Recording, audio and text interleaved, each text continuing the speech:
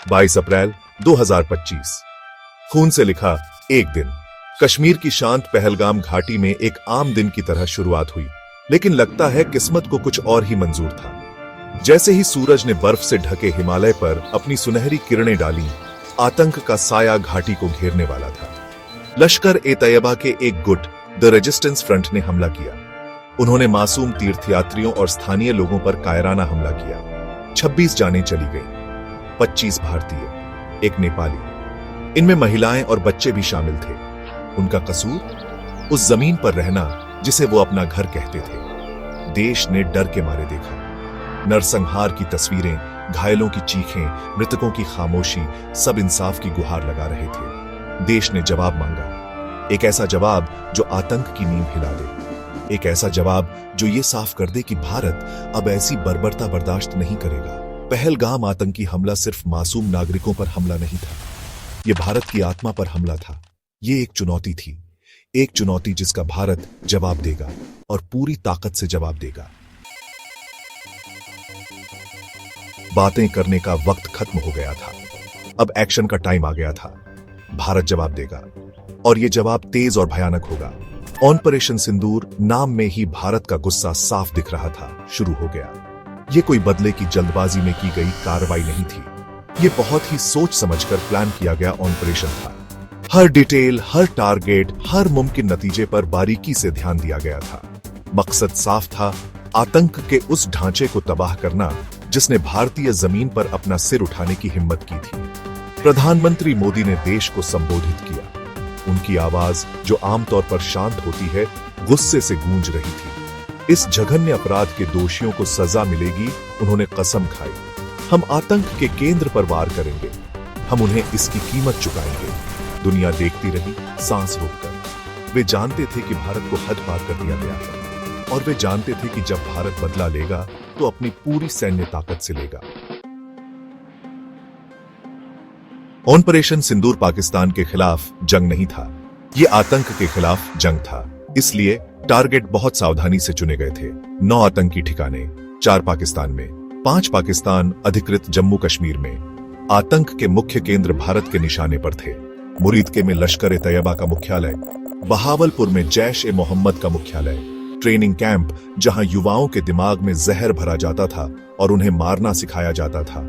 सवाई नाला, सैयदना बिलाल, गुलपुर, बरनाला, अब्बास, सरजल और महमूना जोया जैसे नाम वाली जगह जो जल्द ही सैन्य इतिहास में दर्ज होने वाली थी। ये कोई अंधाधुंध हमला नहीं था, ये सर्जिकल प्रिसिजन था।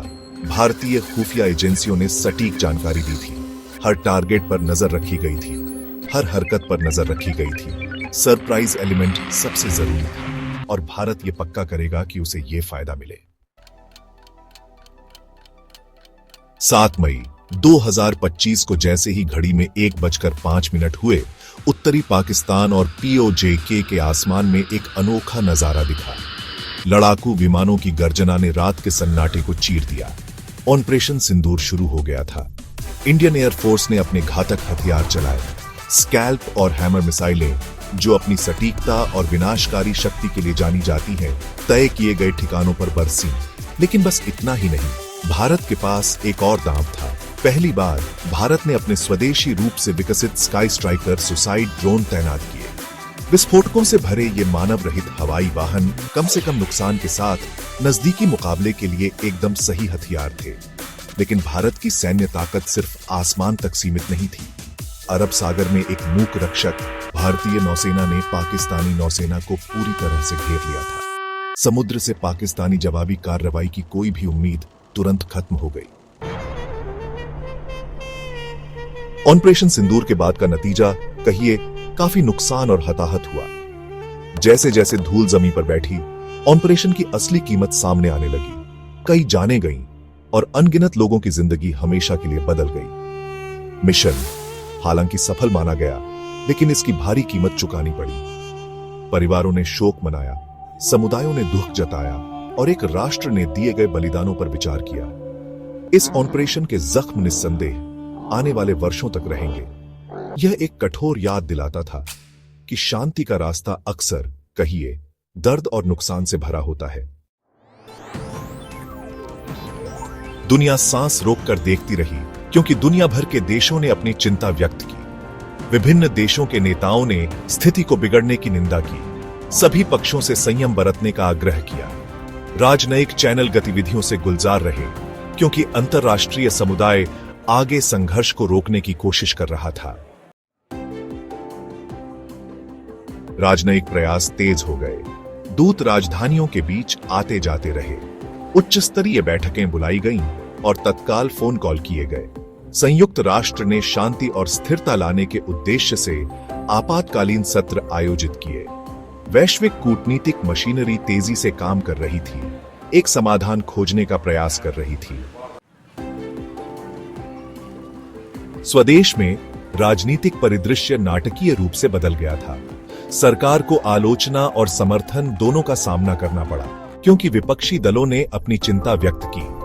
फिर भी राजनीतिक उथल-पुथल के बीच राष्ट्रीय एकता की भावना उभरी।